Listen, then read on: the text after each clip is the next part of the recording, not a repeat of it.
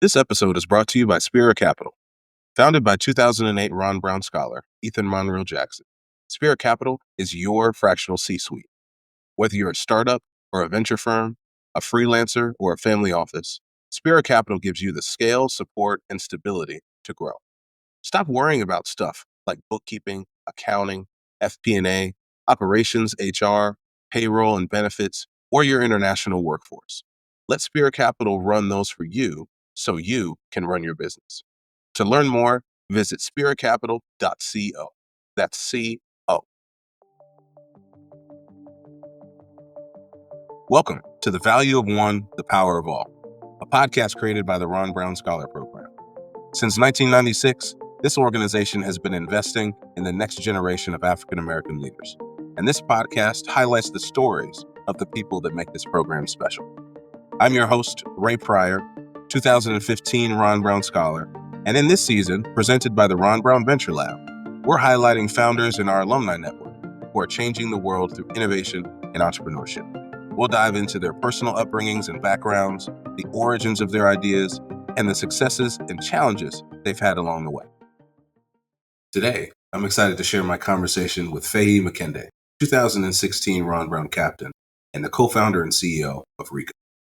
Feyi, thank you so much for joining the podcast today and being a part of the Venture Lab. Super excited for this conversation. Can you just start with telling us a little bit about what Reeka is and what you've been working on?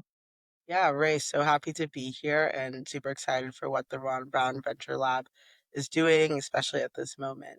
So, I'm the co founder of Reeka. We're building property management infrastructure and technology for property managers in emerging markets. I got started building Reeka because of my background in real estate investing here in the United States, but also have a passion for Africa and emerging markets from Nigeria. And so excited to be building for property managers in that part of the world. Yeah, that's great. And so tell me a little bit about the origin of Reeka. And then, like you said, I know you've spent time in real estate and obviously, your home country holds a place in your heart too. And I think it's awesome that you're building there.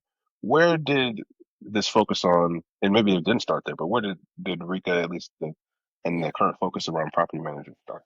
Yeah, it actually started in Kenya, Nairobi, Kenya, which was while I was on vacation. So maybe the takeaway there is ideas and inspiration can come from anywhere.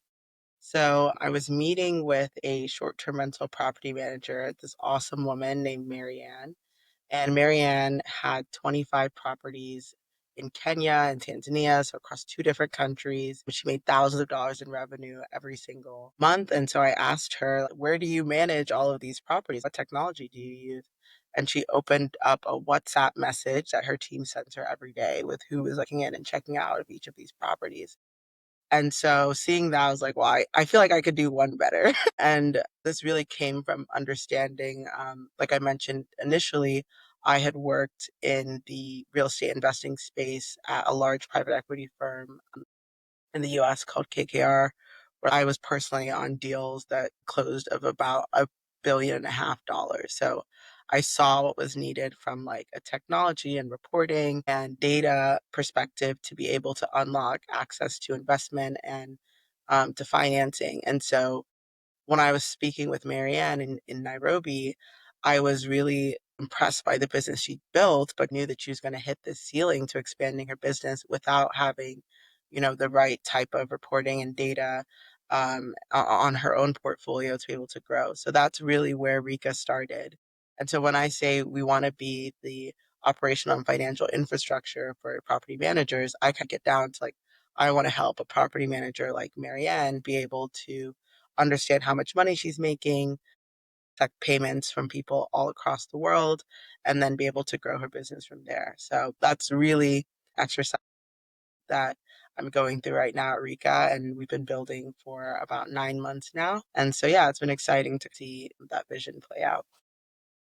Something is happening, like you said, via WhatsApp or text Yeah, or a messy spreadsheet. At this point, we can do at least a bit better a than that, little like better. you described. And I love that how you couldn't even turn that off even while you're on vacation.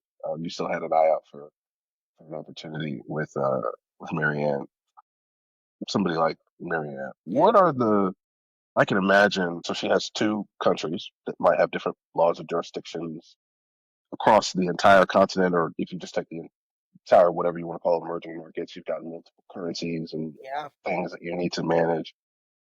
And then you've got 25 properties, right? You got a lot of things, even if they were all in the same city, there'd be a lot to. What are some of the biggest pain points that you're finding folks are coming to Rika? Is it scheduling, booking, client communication side? Is it? I can see this financial infrastructure piece being it's a standalone great asset, even if you didn't have that. What are you finding is the most attractive part of Rika for your client? Yeah, I think number one, is really is one big thing, this idea of a single source of truth. So if I open up one page, I can see what's going on at my properties. I can be anywhere in the world. I don't have to ask anyone. I don't have to track anyone down. I can just open up one page and see what's going on, how much money I've made this month, who's going to be coming into my properties, and what are the next steps for my business. And so Rika at its core, the first thing we're trying to do is provide that single source of truth. In doing so, I love that you mentioned and picked up on the complexity of someone's like Marianne's business. And for all of the property managers that we work with, you think of small business in Africa, maybe super simple. There's not that much going on, but these guys are dealing oftentimes with payments from different countries, foreign exchange. They're on multiple online listing platforms. So maybe they have people coming to them directly to book. They also have people on Airbnb coming to them. God forbid they're on booking.com as well. So that's two or three different avenues that they have customers coming to look for them. And then on top of that, they actually typically have a staff of 3 or 4 people at minimum who are helping them coordinate the bookings, manage their schedule, deal with cleaners. And so, even though it seems like a super simple small business, people don't necessarily expect this from small businesses in emerging markets in Africa. There's this web of online and offline tools that Rika is really trying to centralize and become that single source of truth. And so, um, pretty much everything else stems, and any product request we get comes from how can Rika become more of my one-stop shop. And so that's really what we're orienting around.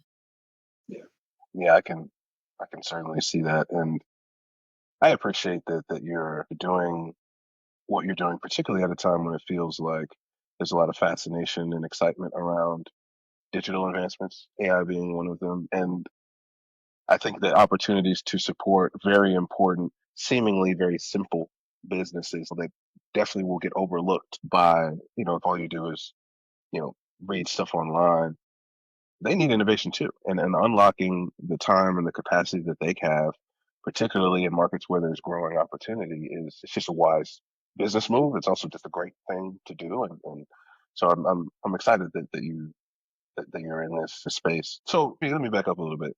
You're on vacation. You meet this lady. Walk me through the transition from I really wish there was something for Marianne to okay, now I'm gonna leave KKR, build a company around this Yeah. whole thing. What happened? Because it's one thing to have an idea to be like, oh yeah, that would be really cool. But your conviction was a lot higher than just that. What do you think to the next level in that phase? Yeah, it's interesting because for more context, I was at KKR and I didn't leave till a full year later after having this interaction. So I had time to let it marinate and think through it and start tinkering with what this could possibly look like. So it wasn't an instant, I quit my job the next day. So what I will say is that people who've known me for a long time aren't actually surprised by me making this move. I always joke that my first love is real estate. So I knew I was always going to do something in real estate. If I'm doing something that's not in real estate, I probably won't be doing it for very long. So I knew that about myself. I also knew I had a deep passion for supporting businesses in emerging markets. I studied Chinese in undergrad, been speaking Mandarin for years at this point. I also am from Nigeria. I worked for a fintech focused VC in Nigeria before joining KKR. And so I had this intentional exposure early in my career to emerging markets and in a pretty unorthodox way, just seeking out internships, opportunities, different part time roles to try and understand what the opportunity is there. At the same time, I know I knew and developed this deep passion for real estate. So I wanted to see what that looked like at the highest levels. And the opportunity came to join KKR. I was really excited about it and being able to work on very, very large transactions at like some of the smartest real estate investors in the world. But I always, in the back of my mind, knew that there was also a wider opportunity to serve kind of the spaces that I'd seen. And I just liked the energy. I always say developing countries develop. So that's one of the exciting things. There's always change, there's always something new. So even if you're like, oh, I've been to this XYZ country, things are like this, give it 3, 4, 5 years, there's going to be a lot of change. And that comes from demographic tailwinds, that comes from technology, that comes from the younger population in a lot of these countries. So for me, it was this combination of the spark that came from seeing a real problem in a space that I was deeply passionate about. And then always in the back of my mind as I was working in corporate America, trying to think through like what could something more entrepreneurial look like for me. And so that really was what came together, right place, right time, to get me to make the jump for Reeka. Yeah, yeah. I know we've known each other for a short period of time since you started, but you laying out the story, even now, it's no surprise that you're Yeah. doing this and how you lay it out. And you've planted the seeds, it sounds like, for this opportunity. You may not have known what it was going to be or when it was going to be, but I can see that for sure. So I hear about and read about Africa being the next frontier for innovation, infrastructure, investing, all these different things. And most folks, I would imagine, probably read the headlines and don't double click into what exactly that would mean or what exactly exists. So can you share a little bit about the macro context for emerging markets in Africa, for Nigeria, Kenya? What is happening generally that also made this an ideal opportunity for you to start Rika, given your trip and then your experience? What else is going on in the world that's making this intriguing and exciting Yeah. for you? No, I love that question. I'll speak first on like the macro aspects, and I think there's like it's really a double-edged sword, but I'll speak about the macro, and then I'll talk about what's happening in the technology and specifically the fintech landscape that makes me really excited. So on the macro, I think there's always been this story of Africa rising, and like we joke in the entrepreneurial space in Africa, it's like Africa's rising today and it's falling tomorrow. So just depends on what Western media how they want to feel about Africa. But I think one thing that is true that's not really going to change anytime soon is that Africa and specifically has some of the fastest growing countries from a population and GDP perspective. There are, going to be almost 2 billion people just on the African continent by 2030. You have a really young population. I am pretty young, I would say, but I always joke that for Nigeria, I'm old. The average age in Nigeria is 19. I'm older than most Nigerians. So, just for context, this is a region of the world where there's a huge opportunity for consumption. And by the way, the largest piece of consumption anywhere in the world is your real estate, is your housing. So, you can think about the math that I'm doing there, but there's a large opportunity for consumption on the continent. At the same time, I would argue that it's not a foregone conclusion that Africa is going to be fine. We also have a lot of wars. We have difficulty monetizing our natural resources positively for our citizens. We have corruption at almost all levels politically, and we're also very diverse. You have lots of different religions, languages, ethnicities, races. In fact, like the whole concept of race when you get into Africa is so diverse compared to other parts of the world. So we're a very heterogeneous continent with, you know, 55 different countries at this point, and you have you have issues that exist. That being said, I think as an entrepreneur, your goal is to find where are the opportunities in those difficulties. And so this is maybe on more on the tech side. You actually have seen a lot of really exciting innovation come out of Africa. So, for example, I'll use Kenya as an example, and then I'll circle back to Nigeria. But Kenya has this payment system called M-Pesa, which is basically Apple Pay, but they've had it for years. And so before the US had Apple Pay or Google Pay, and even before China had Alipay or WeChat Pay, Kenya had M-Pesa. And so that just speaks to the ability for certain systems to leapfrog. And I actually believe, this is a core belief that I hold, that for Africa to do well, we must necessarily leapfrog what's going on in the West. So yeah, so that's some exciting things on the fintech side. In Kenya and Nigeria, you also have the latest unicorn out of Nigeria is called MoneyPoint, and have created instant bank to bank payments for businesses. And you know that technology existed, but the way they've innovated it and created an interface for customers, for businesses to interact with that payment system is super powerful. They're growing really fast. And just another example of ways that we can leapfrog the West. Taking a bank transfer in the US takes 2 to 3 business days. In Nigeria, it happens instantly. So you can see the exciting parts of Africa. And I would argue that for my business, even though there's a lot of complexity that we're trying to solve, I love that I'm trying to solve it right now. And what I'm calling African FinTech 2.0, in that there are these payment rails, there are these base level payment infrastructure that exists. And so like my job really is just to understand my customers as real estate managers and owners, what they need, what needs to be customized for them to be able to do their jobs better. But I'm not building intercountry bank payments. This exists. And so that's a pretty exciting spot to be in right now. Yeah. I want to dive a bit into what you just talked about, how a lot of the core parts of what Reeka is going to do as a technology platform exists. So you're not necessarily needing to reinvent the wheel on, platforms and scheduling or integrations. But and I think this is what the craze about AI is going to reveal, that the folks who are going to be extremely successful are the ones who have the insight on their customer in the same level as you do, as well as the larger market to pursue certain opportunities.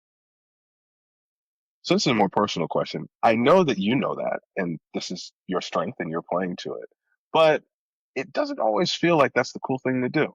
Does it Yeah. feel like that's necessarily what folks who you want to partner with want to hear? Doesn't necessarily. But and it's I can imagine it can be frustrating that everyone's saying, yeah, technology itself isn't going to be the difference maker for your company. You need to, have an edge on the customer side. But sometimes it feels like folks who are doing that get a lot more support than you do. Do you feel that tension sometime of how deeply you understand the market, but not feeling as though, because you're not building something flashy on the tech side, that I don't know. I just wonder what that Yeah. experience is like. No, it's okay. You're hitting close to the close to the heart. No, I think that obviously building this company, when I started it, AI was important, but now it's almost the only thing. And I use AI in my business all the time. In fact, I think it's the best time to be a founder right now because people talk about vibe coding. I can't code, but I vibe work all the time. So the efficiency in which I'm able to create things is just so much faster. So I do think that if you're focused and you're using AI, you can execute quickly. That being said, I'm not building the next AI sales agent or agentic lead qualifier. And I have a lot of friends who are doing those types of things, a lot of friends who I went to school with or who I interacted with professionally. And I think that that's great for them. It's just not something that I can do. I like I said, real estate's my first love, but I'm not doing something in real estate. Probably not going to do it for that long.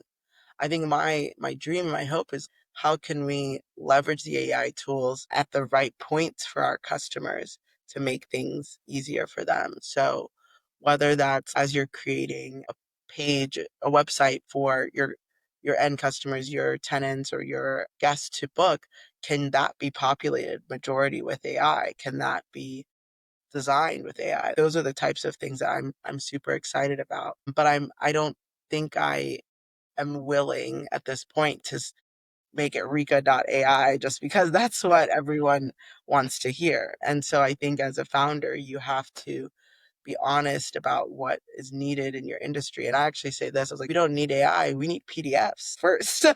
I'm helping people get So we need Excel spreadsheets, dashboards. We do need some of those things. And then you can layer on some of this AI interface. And I do think that it's going to come from people being thoughtful about what their industry needs. And so, yeah, conclusion, I'm willing to take that longer term view because I believe this is a longer term bet. I want Rika to be embedded in the housing and property infrastructure of many, many countries. And so, if you take that longer term view, it's a little bit easier to quiet the man, I should be building an XYZ sexy space right now because that's where all the money's going to.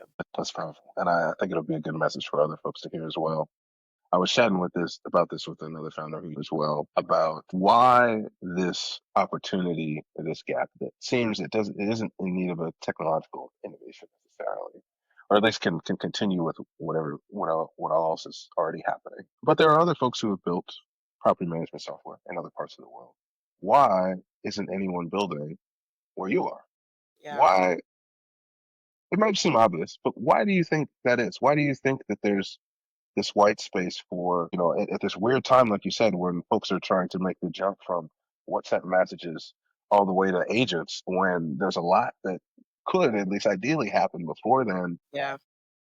Why do you think this space exists for you to build in? Why hasn't KKR bought up a bunch of stuff, or why hasn't Airbnb built out more tools? Why do you think this exists?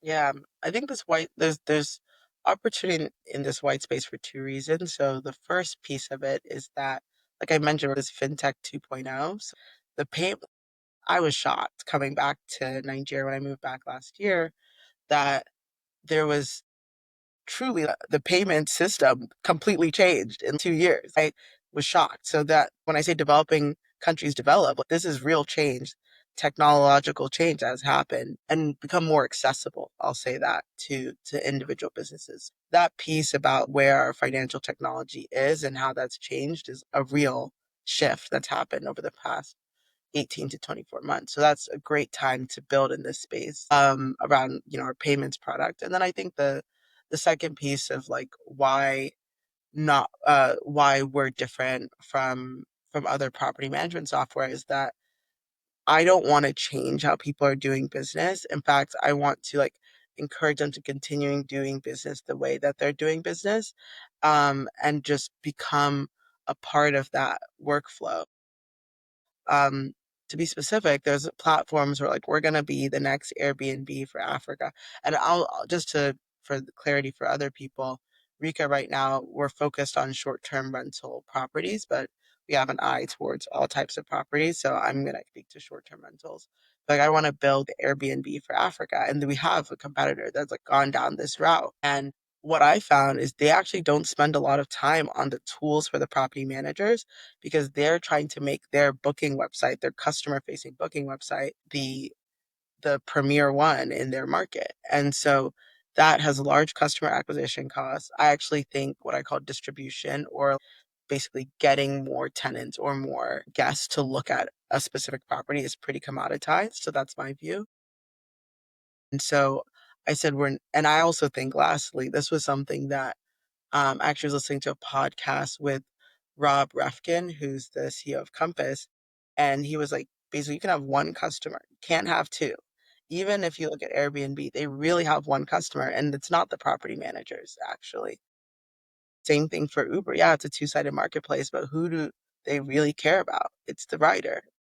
And so with Reka, I was like, you can only have one customer. And that clarity on that from Rob Refkin gave me the focus. No, we're only going to focus on property managers.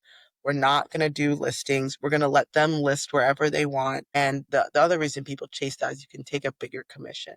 So I'd say rather than maybe taking a 10% commission on 10% of their bookings, because the other 90% are going to other places, let's take a smaller commission, but try and capture more of their business.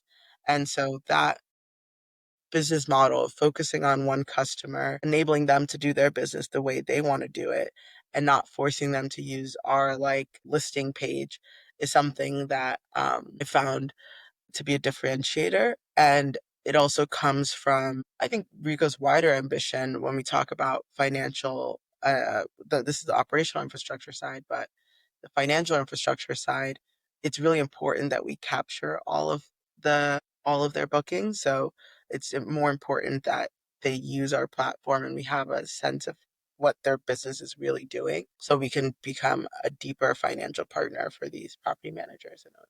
There were a couple of things that stood out for me in what you shared.